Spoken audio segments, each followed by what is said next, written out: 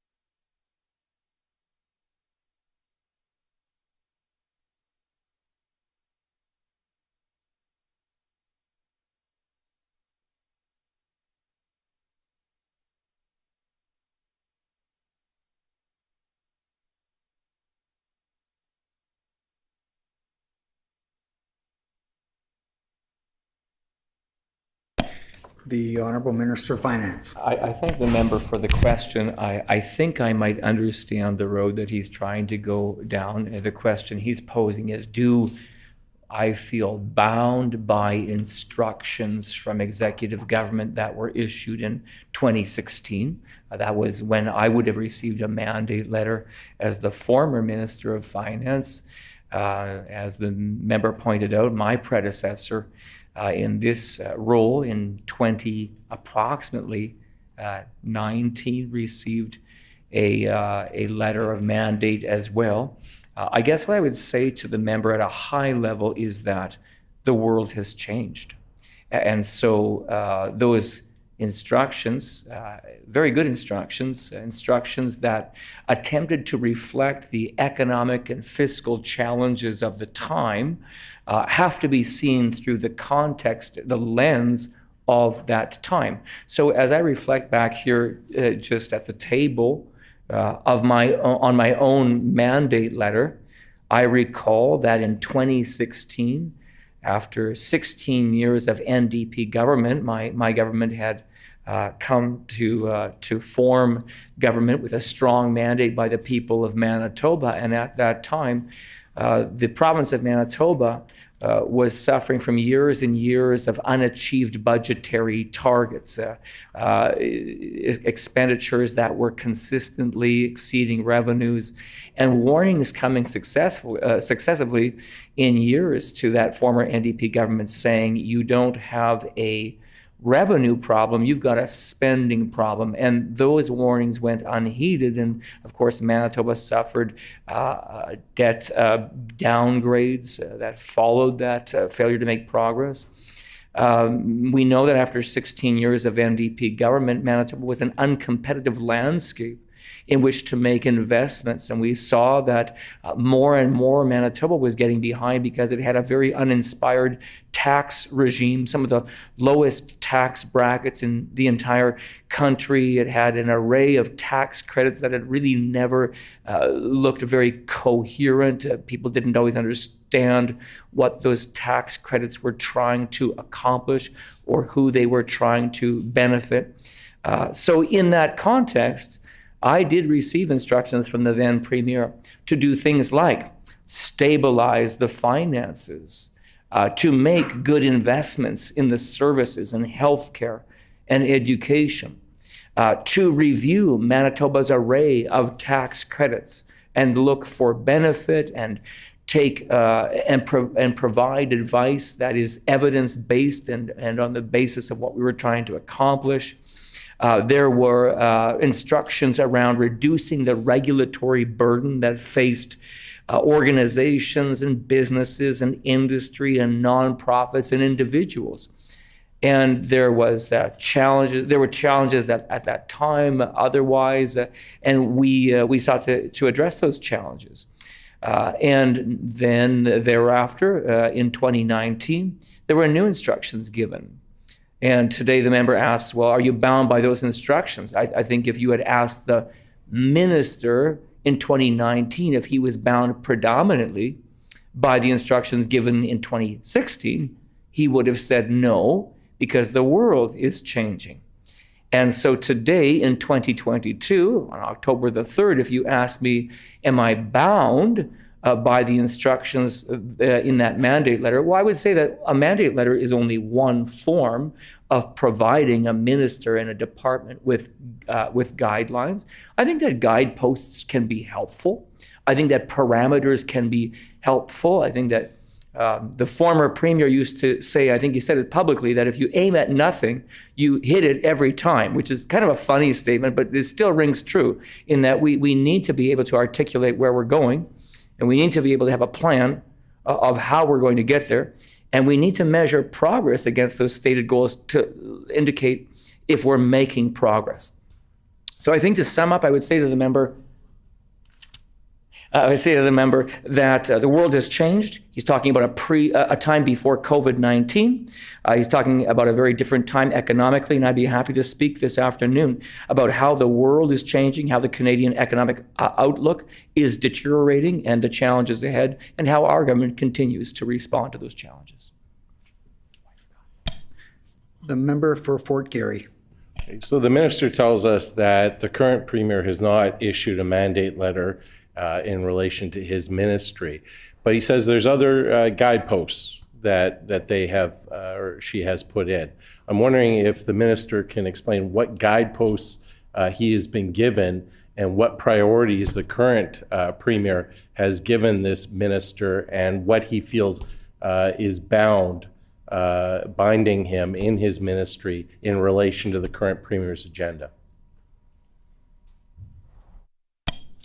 The Honorable Minister of Finance. I thank the member for the question, and I welcome the opportunity to speak exactly as he says about the highlights of Budget 2022 and where this government is focusing its efforts. As I said, in order to identify challenges, in order to make efforts to address those challenges, and in order to be accountable on the journey towards those challenges and meeting those goals. I'm on page 28 of Budget 2022, Fiscally Responsible Outcomes and Economic Growth Strategy. There are five key areas that I want to refer the member to. The first is strengthening healthcare. The member will notice that our government made a principal pledge for $110 million in new investment to reduce the diagnostic and surgical backlog caused during COVID-19 when surgeries and procedures had to go offline to allow the healthcare system to reorient itself to face the challenge of a global pandemic. But he will also see a $17 million implementation of year one for our 5-year action plan for mental health and community wellness. He also sees under strengthening healthcare a senior strategy, $20 million, and $32 million in initiatives for the Stevenson Review. I was the minister who contracted with Lynn Stevenson to come in and review our system after the challenges of COVID-19 and the impact in our personal care homes.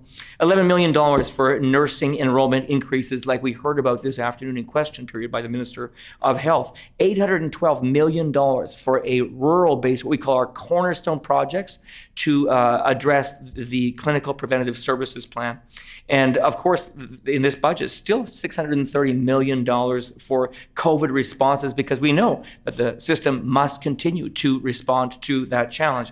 But besides that, of course, I would welcome the opportunity this afternoon to speak about other parameters, making life more affordable. And of course, in this budget, very, very significant efforts to help Manitoba families deal with rising prices, the education property tax rebate rising to 37.5% for all homeowners and for farm families, but also another parameter or another guidepost, building our economy, those investments in the venture capital fund of $50 million, immigration programming investments, focusing on tax competitiveness, as I said, for Manitoba businesses. There's another section of this budget that talks about investing in our communities with reconciliation activities, a $5 million fund, $125 million of new funding in schools, the new arts, culture, and community sports fund, $100 million over 3 years. Those applications are out the door. There are groups across this province who are writing applications and returning them. And this stands in addition to the Building Sustainable Communities Fund, which has been a very, very successful fund in this province, but doubled in the fiscal year to account for additional interest in the program. There's more I could say, but finally I wanted to point to the part of the budget 2022, which speaks about protecting our environment, $6 million for 12 initiatives under the Made in Manitoba Green and Climate Plan, $50 million of accelerated rehabilitation of orphaned and abandoned mine sites, expansion of our Conservation and Climate Fund. There's new funding for forestry programs. And of course, we have allocated over $100 million for the Lake Manitoba and Lake St. Martin Outlet Channel project for enhancing flood protection. So perhaps I could just indicate to the member, these serve as good reminders to the citizens of Manitoba and to the members of the opposition of where the government is putting its efforts in order to get good benefit for all Manitobans. The member for Fort Garry. I have some questions in relation to the Family Affordability Package. As the minister is well aware, Manitobans who are in the lowest income bracket, those families spend up to 50% of their income on shelter, food, and fuel.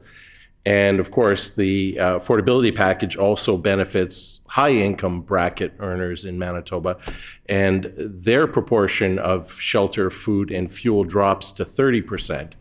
And by imposing a flat rate, both high-income families and low-income families get the same amount, even though the impacts of the cost of living crisis is very different between the lowest bracket and the highest bracket. Now, economists would describe and have described this package as regressive, meaning that it's squandering money that basically could be going at a higher rate to lower income bracket and reducing the amount that the lower income bracket is getting as a result of the broad application of the benefit. So I'm wondering, what was the government thinking here? Why were they giving a benefit to high income families that need it less than giving a larger benefit to low income families that obviously need it more?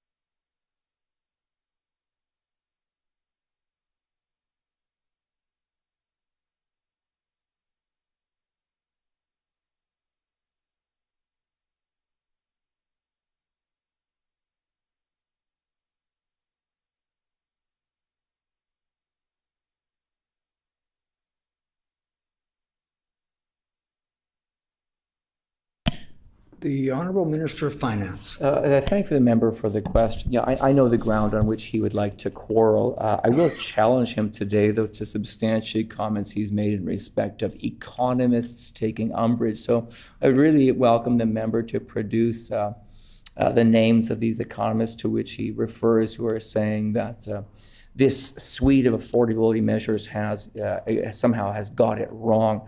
I want to clear up any misunderstanding that the member has about the government's affordability payments.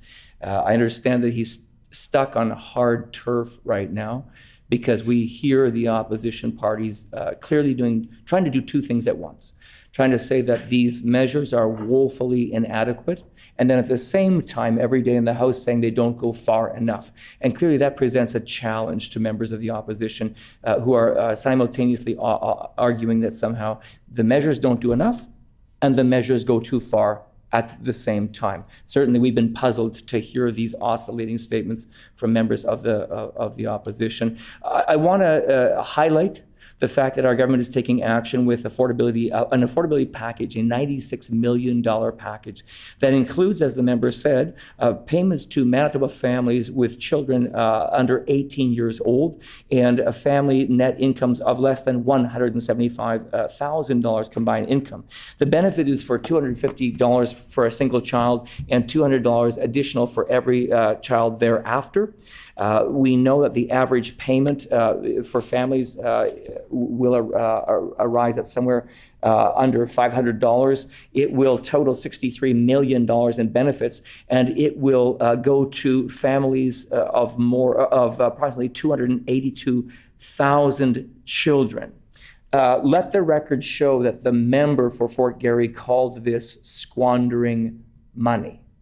I really would challenge the member to walk up the driveways of residences in his constituency and remind the people who are struggling with the highest CPI increases in the last 40 years, with the highest BPS rate hikes by the Bank of Canada in 40 years, by 300 basis point changes in a matter of months, that they have no needs and this is squandering money. I wonder how that conversation would go with his constituents. I could guess. However, there's more to the package than that. Of course, what the member glossed over is that there is another payment right now going to Manitoba seniors with less than $40,000 in family income. So it perhaps argues exactly the point that the member is making, in that this is a payment that benefits seniors at the low end of the earning spectrum. Why? Because they are disproportionately affected by those increases of which I spoke about. $16 million for that initiative, more than 52,000 seniors households. And I even have the I can't reflect on the presence or absence of members at committee, so I won't be able to talk about whether or not the minister responsible for seniors is seated here at the table. Both of these payments are designed as a refundable tax credit. They will not be taxed. But remember, in addition to these things, also, this is the government that has just recently announced the minimum wage increasing by $1.55 on October 1st. This just happened 2 days ago. And then further, it will rise to $15 per hour by next year. In addition to this, rent assist benefits for families not enrolled in EIA were enhanced from 75 to 80% of median market rate. And right now, that basic needs amount for EIA, non-rent assist EIA individuals is going up for the first time in years in this province. And then in addition to these things, of course, we also have announced support for food banks. So while I understand the point that the member is trying to make, he's not able to make it in respect of an affordability package that is very broad-based, that sets thresholds, and that actually provides benefits to those most in need. What I would like to end by saying, if I understood the time left, is that I take the opposite approach of the member. The measures that we've spoken about today are actually progressive. They are not regressive in that those of more modest income earnings, these benefits are proportionally larger in their households and therefore are of more benefit than would be the case for someone at the higher end of the spectrum who still qualifies. The member for Fort Garry. Well, I think the minister knows full well that the average household income in Manitoba is $98,000, and that the cutoff threshold for this benefit is almost double that at $170,000. A family making $170,000 in Manitoba is a high tax bracket earner. And what this government has chosen to do is give smaller payments to Manitobans, many to high income tax bracket earners. And if this payment was more targeted to the average actual household in Manitoba, this government could give more significant relief. And so I take the minister's comment about talking to constituents, and I'm concerned about how out of touch this government is, because we have been talking to constituents in Riel, in Radisson, in Rossmere, in Lagimodiere, in Fort Richmond.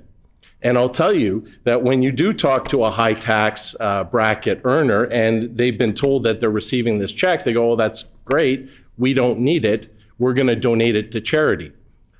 Now, instead of treating high tax earners as people that need significant help from this province, why not double the benefit for those families who make the household average of $98,000? Why are you giving less benefits to the low tax bracket earners than you otherwise should and would do.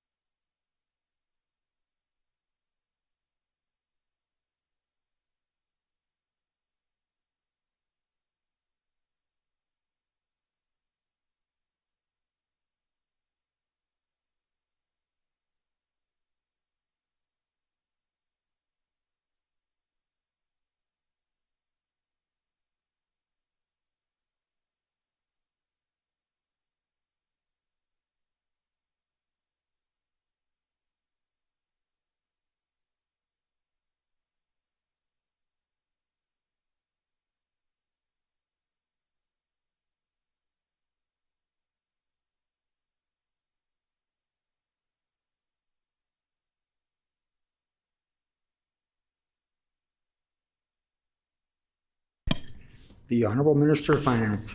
Thanks, Mr. Chair. I want to make a few things clear to the member. The member knows that Bank of Canada increases have happened 6 times in the last 8 months. The member knows that the most recent change was a 75 basis point change, preceded by a 100 basis point change, the impact of which is being felt across Manitoba in households. The member knows that the CPI latest information for the month of August is showing an 8% increase of costs. That is August over August, and that is for that array, that basket of goods, everything from appliances to a basket of groceries and filling up a tank of gas and paying for rent and all of those costs. And so the government has been responding with some of the most significant measures designed to leave more money in the pockets of Manitobans. Of course, last year that included our education property tax rebate at 25%. This year, that payment to Manitoba homeowners is in the neighborhood of 37.5% to homeowners and farm families, while a 10% benefit still is derived by other categories. that pay property taxes. In addition to that, our residential renters tax credit is a new credit that puts $525 in the hands of every family. But in addition to those things, this affordability package acts now to address the real impacts that Manitoba families are facing in their finances. And let's be clear, today the member has made his stripes very clear. He called it squandering money. We talked about a benefit to families with children, 282,000 children, and he said squandering money. We talked about a benefit under 40,000 for the lowest income earning seniors in the province, and he called it squandering money. We talked about increases to the basic amount in EIA for individuals without children, and he called it squandering money. So I think it's quite clear that the member will simply criticize these things. But what is that member's own record and his party's record on making life affordable? He knows that the basic personal amount was not increased by the previous government. And it took millions and millions of dollars out of the hands of individuals simply by virtue of the fact that the tax system, in a punitive way, taxed individual income earners far more quickly in this province than it did in other provinces. Now, I would say that was a way of making Manitobans squander their money by paying the government too early. As a matter of fact, when we took government, that basic personal amount difference between Saskatchewan and Manitoba was almost double.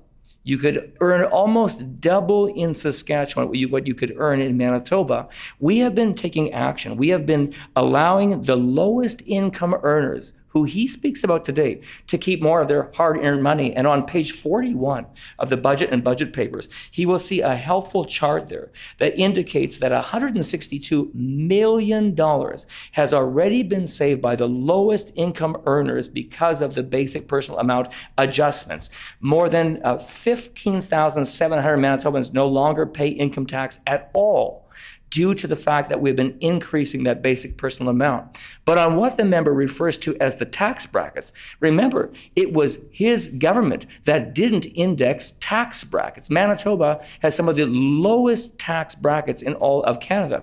Due to simply indexation of those brackets, that second bracket now in Manitoba has risen from $67,000, where the NDP artificially held down that bracket amount to siphon the maximum amount of money away from Manitobans who were earning income to almost $75,000. So once again, I say to the member, to his question, do I feel that a teacher's child who is married to a contractor or a social worker who has a household with an entrepreneur, are they experiencing challenges right now raising children? I say absolutely they are, and our government is there to help. The member for Fort Garry. I would certainly encourage the finance minister to get out of the sort of government bubble and actually go into Radisson, go into Rossmere, speak to the people in Southdale and Riel, and actually talk to these families that are in the high income brackets, and they will tell you what they tell us, that they view this as completely cynical, that nobody asked for their help if they make $170,000 in family income, that it's not going to have a measurable difference to their quality of life. They see it as a cynical political move of literally buying votes with their own tax dollars prior to a by-election in Kirkfield Park. And they will give unsolicited advice to the government, which they should heed, that they should lower the threshold of $170,000 to the actual average in Manitoba of $98,000, so that those families can actually get the support they need so that they can get through this cost of living crisis. Now, this minister talks about being evidence-based. Well, let's talk about that. How did you arrive at the $170,000 threshold? Why did you include the high income bracket in this check? What was that decision based on? What evidence was it based on? And what was the thinking process that those people needed help, so therefore the people in the lowest tax bracket get less? So please, can you share that with the committee?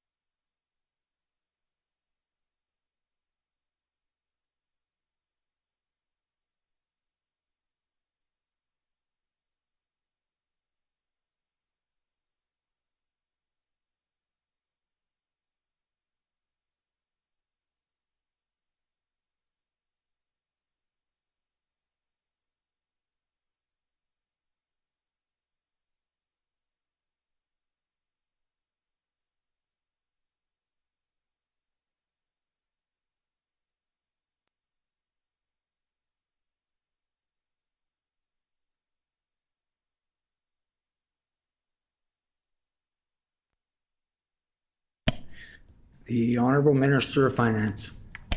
Yeah, the member and I simply don't agree. This government has been listening, and it has been listening to Manitobans who say that they are facing the challenges of rising prices.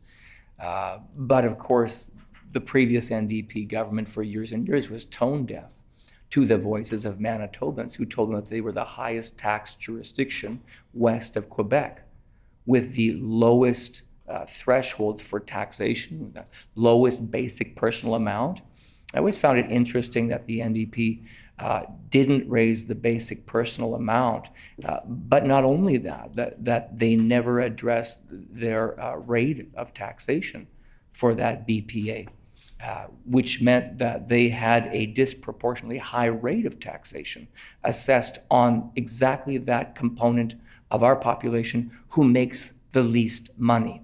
So it seems strange today to receive a lecture from the member who belongs to a party who made so very little progress on behalf of Manitobans in creating affordability for those families.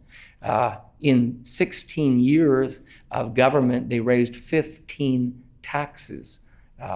My colleague, the member for Portage-la-Prairie, and I were elected into the legislature just before the NDP went out and said that they would not raise the PST from 7 to 8%. We were also in the legislature when that budget came in 2014 probably was the budget in which the PST was raised, but 2013, that PST was widened to apply to a whole other realm of goods and services. The member talks about principles of economics, but surely he would understand that those PST increases and punitive taxation regimes would disproportionately affect those of lower income, where the price of those goods accounts for a higher degree of their household after-tax disposable income. I was just looking at the costs and the CPI tracker that is showing the increases in goods for Manitobans. Food costs, accounting for 16% of the CPI basket. Shelter in Manitoba, that accounts for 5.6%. Household furnishings and equipment at 2%. Clothing and footwear, transportation, health and personal care.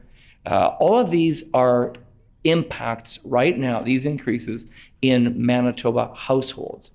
Now, the member says that he knows best. He knows better than Manitobans. He knows for a fact, he says, that no one over the magical number of $98,000 is feeling the impact of rising prices. But I think that if that member honestly canvassed in Manitobans, he would know that households are experiencing these challenges. They are experiencing the challenge of filling up their cars for 80% more than it cost 2 years ago. They are experiencing the challenge of paying for butter at $7 per pound, as opposed to $4 pre-pandemic. They are facing the challenges of clothing and footwear for their children. 282,000 children are in families who will receive payments under this affordability package. More than 52,000 seniors under the threshold income of $40,000 will receive these payments. But the member calls this squandering money. It's interesting for me to hear him say so today. We don't think so. We know that Manitobans did not receive that kind of support from the previous government. We know now that Manitobans needed more than any time before, a 40-year high in terms of the inflationary effect and their ability to buy goods with that income that they had previous to inflation. I heard one bank manager tell me just a few weeks ago that he had clients with a $100,000 income who just renewed their mortgage and it went up by $200 a month. This member would say that that couple is not experiencing economic challenges. We know that that's not the case. We know that this member has no lessons to give to Manitobans on affordability. The member for Fort Garry. Well, the minister, with all due respect, just rambled on for 5 minutes and never answered the question. And the reason why he didn't answer the question is he can't. He can't defend this. This is completely indefensible. He cannot come to this committee and tell this committee why they got $170,000, basically a high-income family, why they've been included in this check. He knows that, so he has to talk about straw man arguments and try to parse words, but he cannot defend his own policy and didn't even try. And I think that's disappointing and very telling to Manitobans. But it goes further. Families with no children have been excluded from this. Single people have been excluded with this if they're not seniors. So many singles who are low income, many families without children are low income, are also feeling the cost of living crisis here. So my question to the minister is why is he picking winners and losers? Why is he picking high-income families as opposed to low-income singles and low-income families without children? Why do they not get the benefit of help from this government?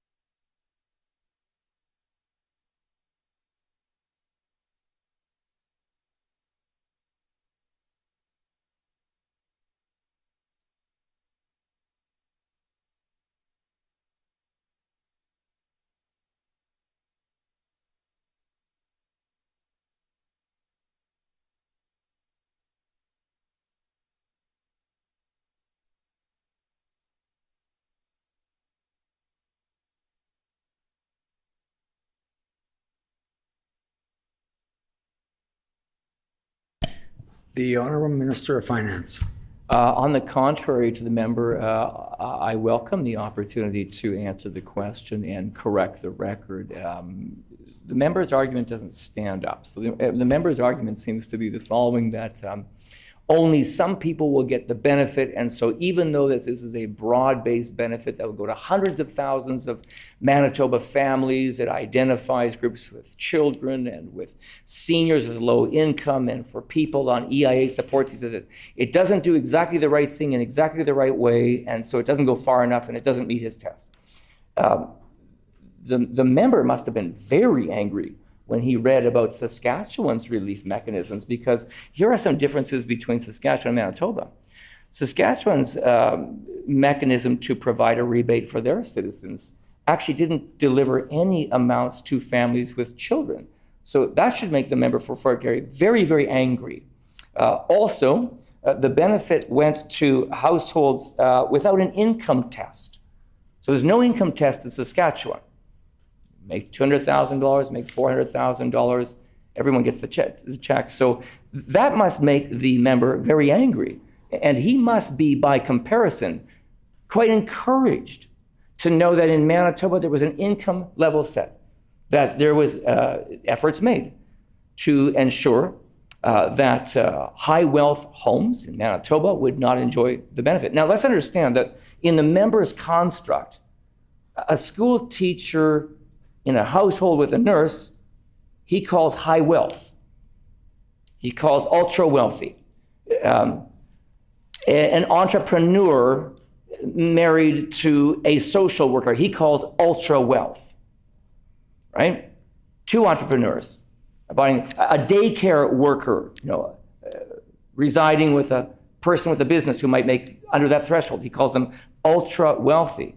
We're not going to play those games of wealth redistribution along the narrow lines that the member would like to make them. Quebec set a threshold for $100,000 for single earners and $210,000 for families. So those measures must make the member very angry because they're far higher than in Manitoba. What we did is construct a program whereby we tried to identify the broadest number of Manitobans who right now we could provide with a benefit that would help them in their households. And as I indicated to him, with these CPI and the evidence that the cost of gasoline and services and goods and food and energy, clothing and footwear, shelter, all on an increase at a rate not seen in the last 30, 40 years, it's why our government is responding.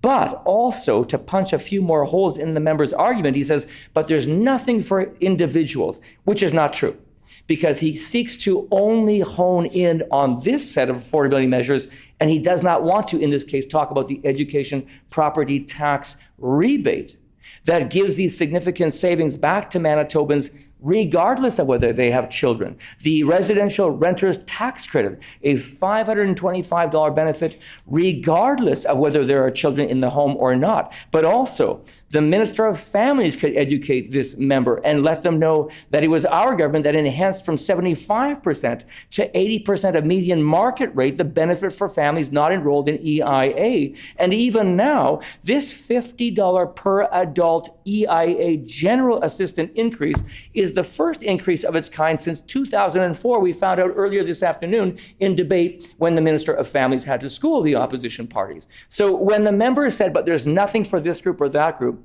we know that when you look at the benefits that our government has brought, that they are broad-based, that they address real needs, they do so right now, and they still stand above and beyond those very significant measures that our government has taken even before today, even before Budget 2022, which have already been working for a number of years to make life more affordable. And as we have opportunity this afternoon, I would love to remind the member of what it has meant to reduce the PST, what it has meant to narrow the span of the PST, what that indexation effect has been to actually remove the burden of excess taxation from Manitobans, what it has meant for businesses to be able to invest in their businesses who have seen that education and post-secondary tax payroll obligation go down. We'll continue to make progress for all Manitobans because affordability matters right now.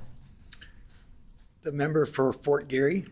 So we've now just witnessed the minister ramble on for 10 minutes and still not answer either the questions about how he got to $170,000 threshold, what was the evidence used to arrive at that amount, the reason why he can't answer it. It is a political number. It has nothing to do with any evidence-based or economic arguments by this government. We've now heard for 5 minutes that he can't answer why he intentionally excluded low-income singles. He intentionally excluded families who are low income. And there is no attempt to justify or to explain why those struggling Manitobans are not worthy of getting a help and a benefit from this government. But the minister talks about the residential renters tax credit. Many seniors rent.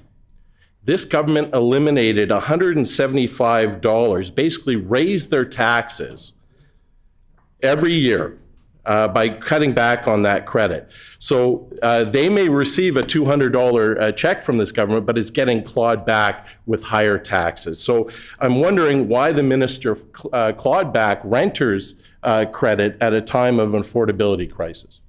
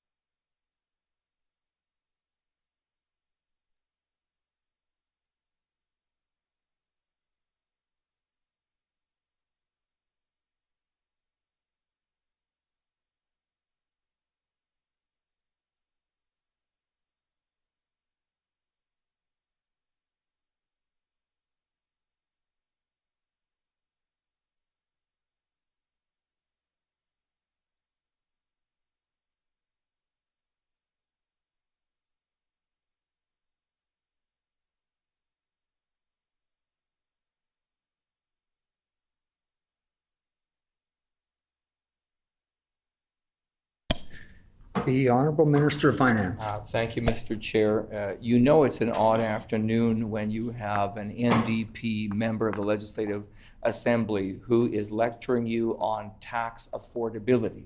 I think Manitobans understand too well the record of the previous government, 15 new taxes in 16 years, a failure to do the basics like index income tax brackets, resulting in a chasm of almost $8,000 between Saskatchewan's and Manitoba's basic personal amount. That is the most egregious tax on low-income earners that could possibly be demonstrated.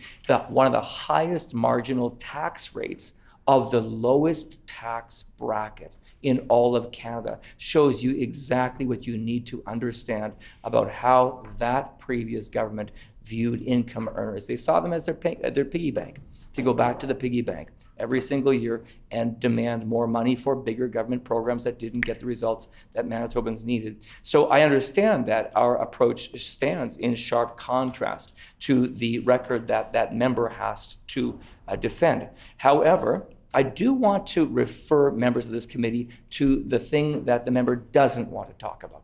So he criticizes the $525 credit, this new credit, the residential renters tax credit that is going to every single renter in the province. But what he doesn't do is he doesn't talk about the 45,000 additional Manitoba households that his government said were ineligible to receive that check.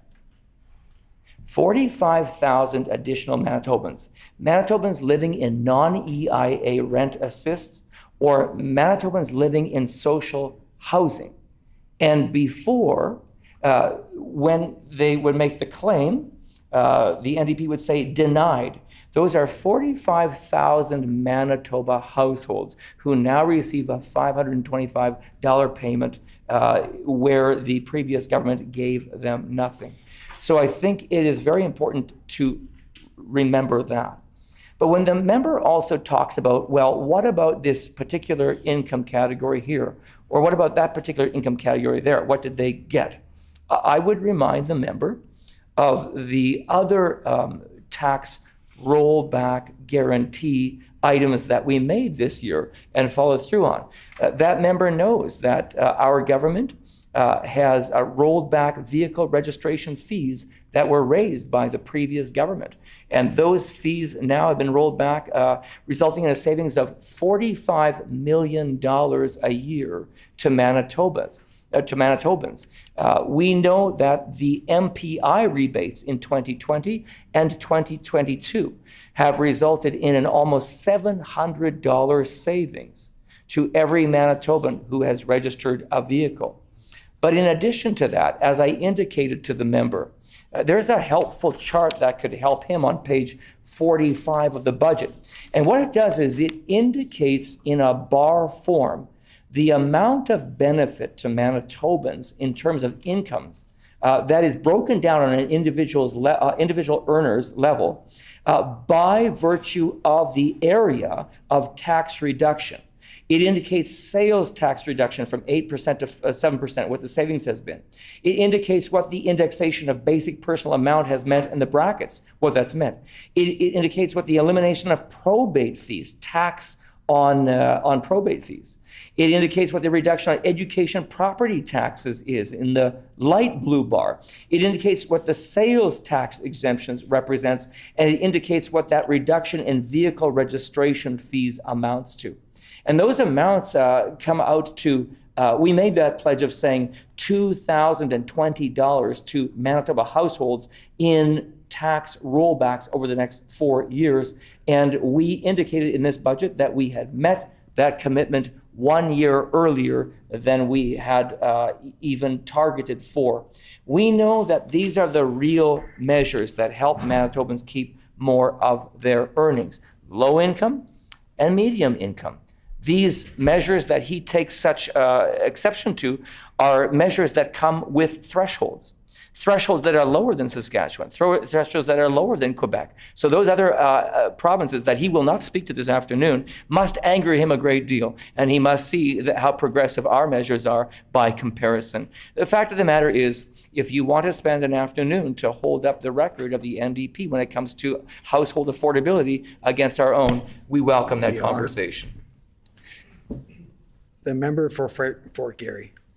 So the minister has now had 20 minutes to answer a very simple, very straightforward question about how they arrived at this 170,000 high income threshold, and he hasn't. He has serenaded this committee with 2015 PC talking points, which are as stale as they are dated. But he cannot explain why high income families have been included in this benefit, while low-income singles have not, while low-income families without children have not. But I want to talk about students. Students don't have children. They're often single, and they will not get a benefit from this government. Not only that, since 2018, this government has raised their tuition by 18%. That's a tax on students. They have raised every year of their government student tuition, which is a tax on education and a tax on low-income students. So I'm wondering if the minister can explain why students in Manitoba don't deserve cost of living relief as well.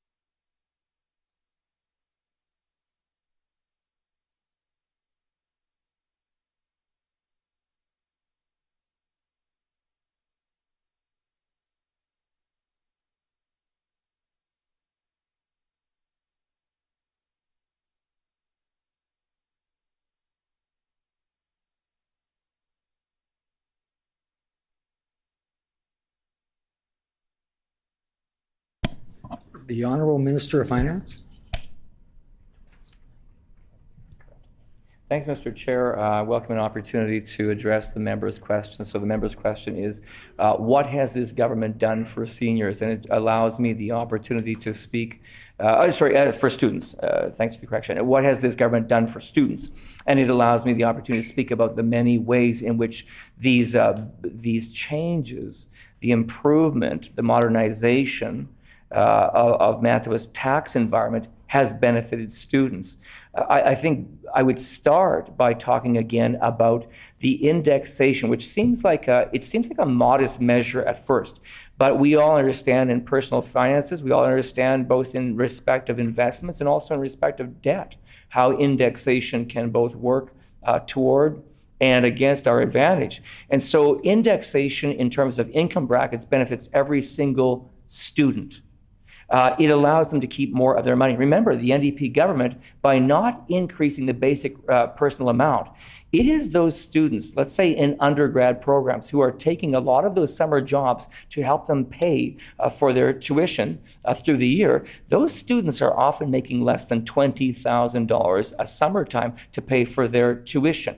Imagine how much of that money more that the NDP kept. By raising the basic personal amount, you are raising the amount of money that an individual income earner can make before they begin to pay the government. As I explained earlier this afternoon, $162 million is the summary of savings already by Manitobans by virtue of the fact of both the basic personal amount increasing and those tax thresholds increasing. And think of students as being an important component of those earners. Also, though, remember, everything from renter's subsidies. So right now, a $525 subsidy to any student who is renting a a residence in order to attend university. That member lives in Winnipeg, but I can assure him that outside of Winnipeg, almost without exception, students who go to university are moving to university, are moving to Winnipeg, moving to Brandon in order to go to university, increasing their cost per year by $10,000 by minimum. And those students, where they used to open that envelope and see nothing, see a check for $525, which is helping. Those students who register a vehicle are seeing hundreds and hundreds of dollars of savings by virtue of the fact that this rebate has been sent by MPI. Those students are, of course, if by any chance they have a household, they are seeing that education property tax rebate.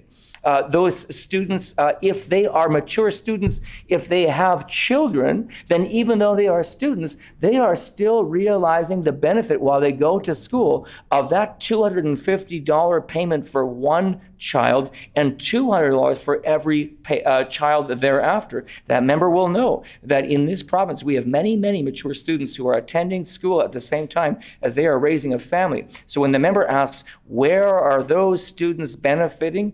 They're benefiting across the landscape of our government's action on affordability. However, to come back to the central premise that the member made, which was somehow that tuition is out of control in Manitoba, I remind him of the following.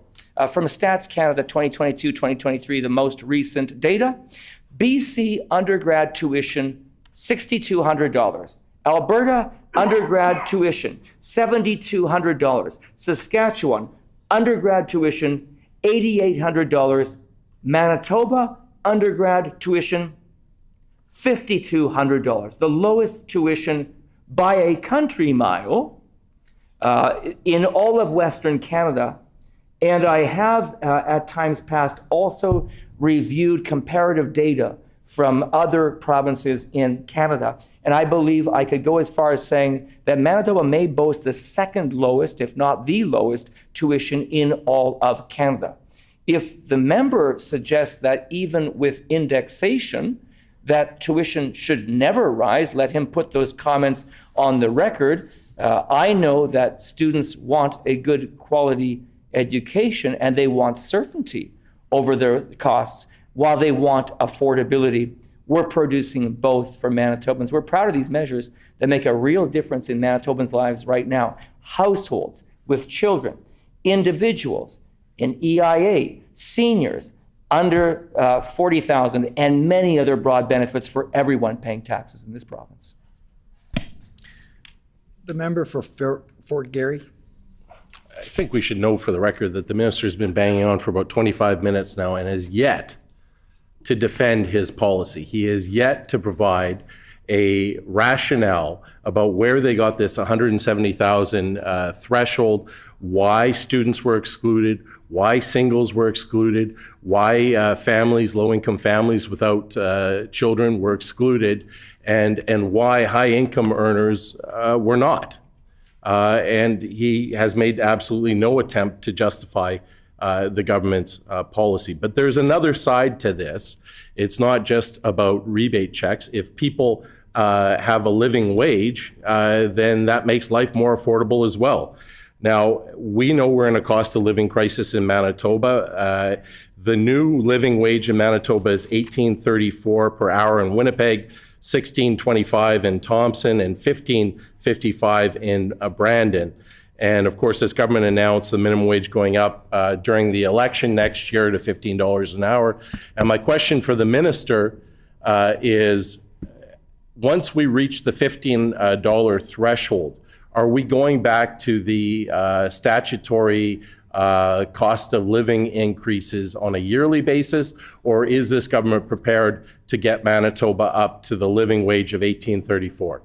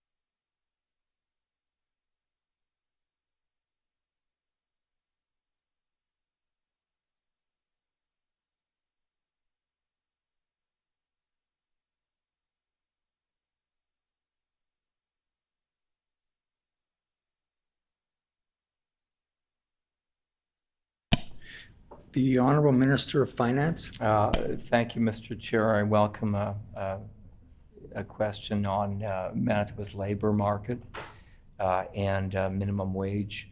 The member knows that Manitoba has one of the lowest unemployment rates in all of the country. I'm citing figures here that show 3.5% in July of 2022.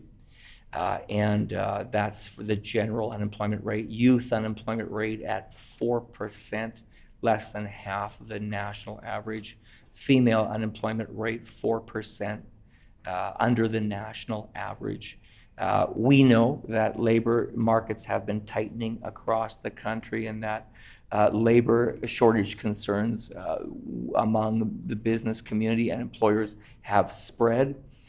We know that right now workforce is being highly sought after by job creators, and that they're paying a premium for labor. We see that going on in our communities. We see the increase of wages right now that is far outstripping any jurisdiction's increases of a minimum wage. We see competition happening for workforce.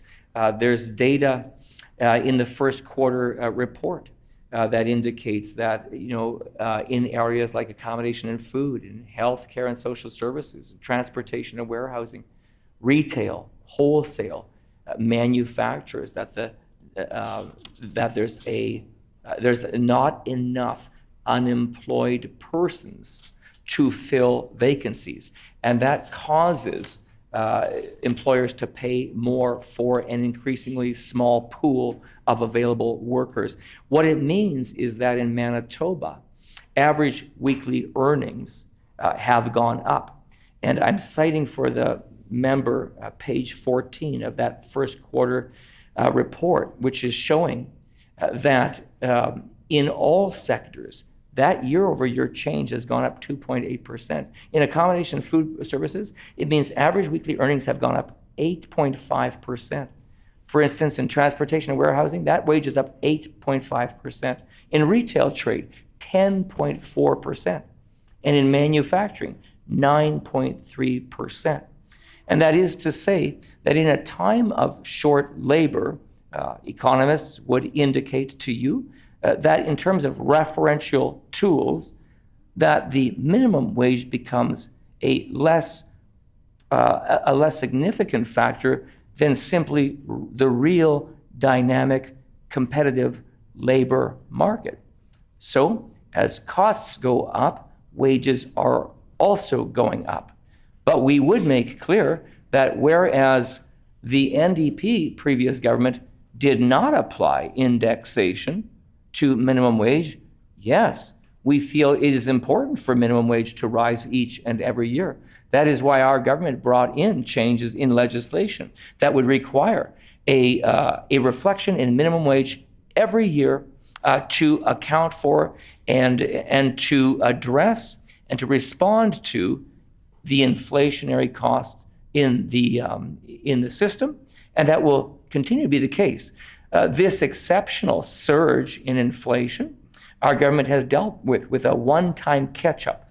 And that is why, even now, we've indicated to Manitobans that we have raised the minimum wage one time, and we will raise the minimum wage 2 times again in order to reach that $15 per hour calculation. And then after, as I said, we will revert to that schedule by which indexation will help to ensure that the minimum wage rises each and every year. The member for Fort Garry. Yeah, I just wanted to thank the minister. That was the first straight response, actual answering a question this afternoon, and that was greatly appreciated. It was refreshing, and invigorating even. So hopefully we can keep this going, and you can answer some more questions. So now, for the past 6 years, Manitoba, under this government, has been at or near the bottom of the minimum wage tables in Canada. And it's clear that that's official government policy, that this government wants Manitoba to be a low-wage economy.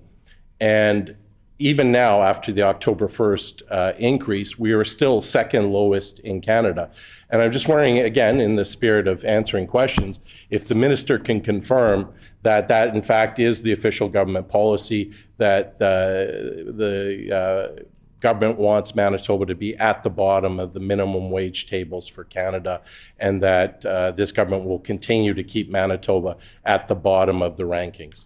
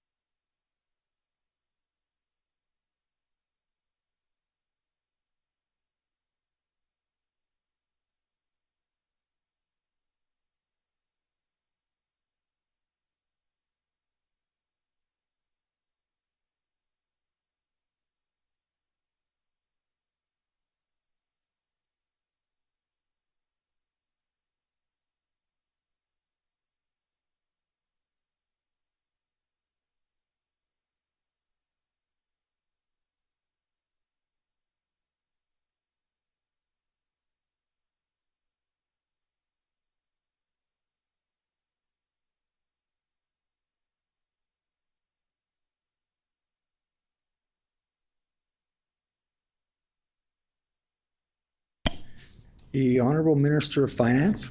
I had the opportunity to see Darcy Oak one time do a fabulous demonstration of his magician's talents. And of course, Manitobans are proud that he has Manitoba roots, has lived in this province, and he's a magician by training. Actually, I think he got to like the finals in the Britain's Got Talent competition a few years back. Phenomenal magician. And the basis of what he does is sleight of hand. The basis of what he does, as I understand the principle, I'm not a magician myself, but he attempts to draw the attention of the audience away from one thing so that they focus an inordinate amount of their energy on the thing so he can do something else outside of where their attention is. And then a big surprise happens. A lot of that can describe the NDP's approach to taxes and affordability in jurisdiction. Because what the NDP would do is raise taxes every year. And indeed, some of those taxes were extraordinary. In years that had inflationary rates that paled in comparison of what Manitoba is experiencing now. But what they would concentrate on was single metrics. They would concentrate on single metrics that they thought would help tell a story. The problem is that eventually Manitobans would realize that they were creating a distraction here in order to draw their attention away from the other place. And that other place was exactly on the area of interjurisdictional tax comparisons. Because the question is, did Manitoba become a lower cost jurisdiction for income earners under 16 years of the NDP compared to the rest of Canada? And the answer is a resounding no. On personal income tax, no. On provincial sales tax, no. On corporate income tax, no. On other ancillary payments back to Manitobans, no. So the member is trying to have a conversation on one metric. he knows our government's record, that with the changes announced and in legislation that will be tabled, that Manitoba will be very much middle of the pack when it comes to minimum wage. However, what the member doesn't want you to understand is that we are a lower cost jurisdiction than many other places in Canada. So clearly, if we want an intelligent conversation on minimum wage, the member should also then be referring to cost of living in jurisdiction and then tethering that discussion to minimum wage. We are proud of the ways in which our government continues to keep Manitoba as a low-cost jurisdiction. Certainly a home here costs less than in Toronto or Vancouver or Montreal or in Edmonton, and we are proud of that competitive advantage. But clearly, a conversation about minimum wage must also be tied to cost of living and must also be tied to tax competitiveness. I'm looking at data on minimum wages today, showing that Manitoba is very much in the middle of the pack. I see here that New Brunswick has a minimum wage of $13.75. Saskatchewan has a minimum wage of $13. Nova Scotia has a minimum wage that is $13.60, just up today, I believe, or moving up. And of course, Manitoba's minimum wage moving up to $15 on October the 1st of 2023, one day from this past Saturday. So I think it is fair to say that our minimum wage is competitive. Now, as to the rest of the conversation, that's what I'm inviting a conversation on this afternoon. The member is complaining about the fact that he says that I don't want to talk about the things he wants to talk about. I share his disappointment that he doesn't want to talk about that broader conversation on major affordability measures. Indeed, he doesn't want to talk about the PST reduction, indexation of wages or personal income tax brackets. He doesn't want to talk about the phase out of the education property tax, MPI rebates, the second least expensive hydro rates in all of North America, or a $96 million affordability package to hundreds of thousands of Manitobans. And no wonder he doesn't want to talk about it, because it doesn't fit his narrative. The member for Fort Garry.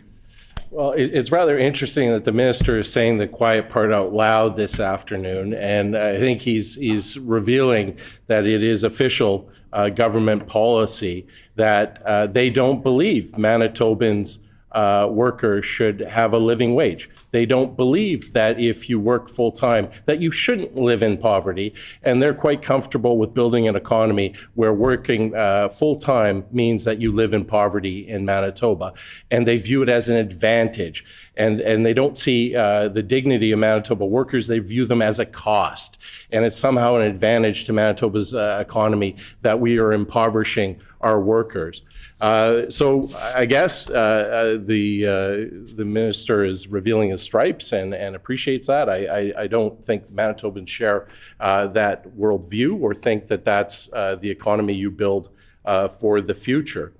And I want to correct one fact about his stats. Last month, Manitoba lost jobs. We are one of only 3 provinces that actually lost jobs last month. We are going in the opposite direction than the rest of the country. Now, I have some questions today about political staff that is appointed by the government. They received a pay bump, a special wage adjustment of 1%, and I believe executives got a 2.4% pay bump, and this is for less than 1,000 employees. But all government appointees. So I'm wondering if the minister can tell us how much that special pay bump to political staff is going to cost the taxpayers of Manitoba.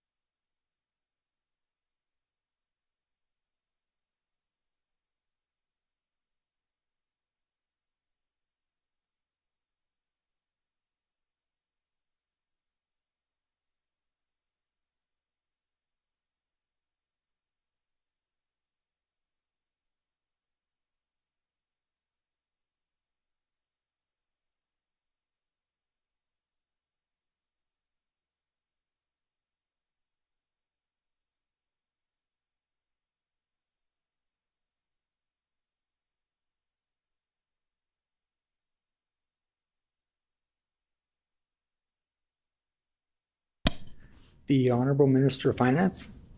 Okay, so the member's previous question was we were not raising wages enough, and now his most recent question is we are raising wages too much. So it's an interesting afternoon again when the member is all flip-flopping and oscillating between his questions in this way. But I would point out some basic principles. The first thing I would want to point out to the member is that he should attend the Committee of Supply when the minister who has the responsibility for labor and the minister who has the responsibility for the Civil Service Commission is in those proceedings, and ask his colleague, or he might have the responsibility for that area, and he could ask his colleague for time at the table to ask questions of the minister responsible. So that's the first thing I would point out to him. He could ask the member, who is the chair of the Public Sector Compensation Committee for that advice. But I think the member understands as well, because his last question was about competitive wages.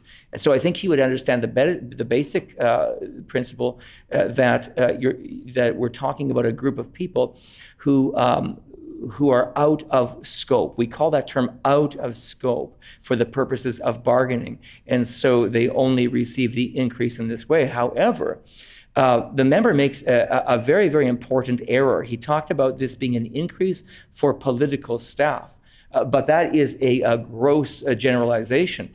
He's talking about civil servants, anyone who is out of scope. He's talking about deputy ministers and assistant deputy ministers and executive directors who are out of scope. He's talking about support personnel in this building. If he would walk into any of the buildings and see the people who are operating as ATMs and frontline administration, he's talking about technical officers. He's also talking about independent offices of the legislature, like Elections Manitoba and the Office of the Auditor General and the Ombudsman's Office, and I believe the Child Advocacy Office. All of these areas are outside of that scope. And so by attempting to reflect on a very small percentage of those workers, he's painting all with the same brush. The member has just spent the last 15 minutes on his pulpit talking about the importance of wages that keep up. And now he says for Elections Manitoba and the Office of the Auditor General, for senior administrators who were in charge during a global pandemic, that we should not pass along an increase. We simply disagree on this point. We simply disagree.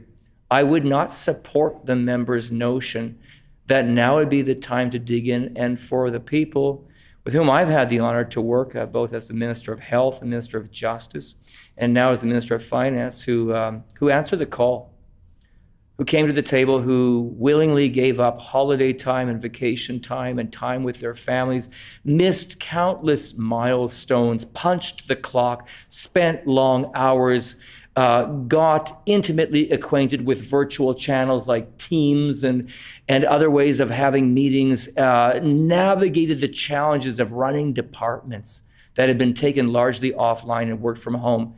The member said that's the place to put your foot down and make sure those people don't receive an appropriate increase. I say no, I don't agree with the member. But more than that, I think the member would understand. He's just spent a lot of time talking about the importance of competitive wages. And it is important that the province continues to compete. We are losing workforce if we do not keep up with wages. So these senior leaders have other opportunities, both in the public sector and the private sector. And if we don't keep up with our obligations, then that differential becomes larger. And then we end up spending an inordinate amount of time trying to get that capacity and expertise back. So we believe that at this point in time, these are appropriate increases. They are modest. They are helping to keep up with rising costs that this member himself has talked about at length this afternoon. So my small lecture for the member would be, it becomes difficult for him to have it both ways, to talk out of one side of his mouth about the importance of wages keeping up, and then out the other side of his mouth about the importance of not awarding increases in an appropriate way across a broad sector of the civil service who are out of scope and do not enjoy the same bargaining provisions as other groups have. The member for Fort Garry. Well, the minister can run, but he can't hide. This very much is in his ministry. The question, and I'll repeat because it may have been lost in all the bluster, was how much did this increase cost the Treasury? He knows that. He has the people at the table to tell him that. And if he can break out how much of that is going to executives versus the rest of the cohort, and out of that 900, almost 1,000 employees, how many are executives that are getting the 2.4% bump as opposed to the number getting the 1% bump? So that's all within his ministry. And the issue is one of fairness, because I'll ask a supplemental question to the minister. Why hasn't this same special bump been given to the remaining regular Manitoba public employees? How come they don't get this consideration? How come the minister isn't concerned about retention and recruitment with that group of people, and it only seems to be concerned with Conservative Party members that they end up hiring?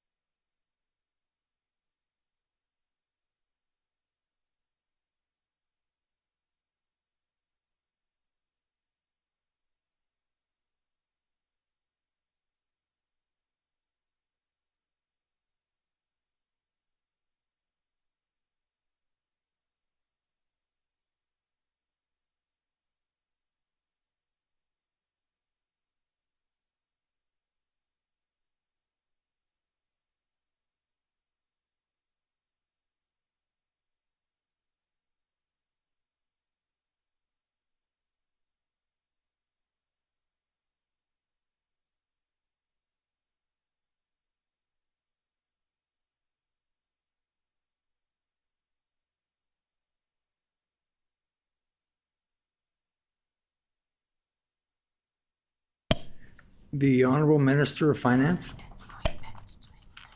Oh, yeah, good. Yeah. Oh.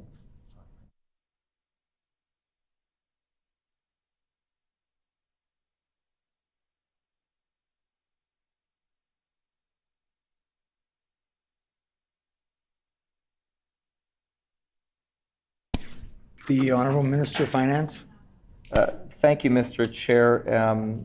The public accounts, which were just produced last week on Thursday on page 116 in Schedule 9, reveal that the personnel services expense for the Government of Manitoba in 2022 is approximately $9 billion, $9,043 million.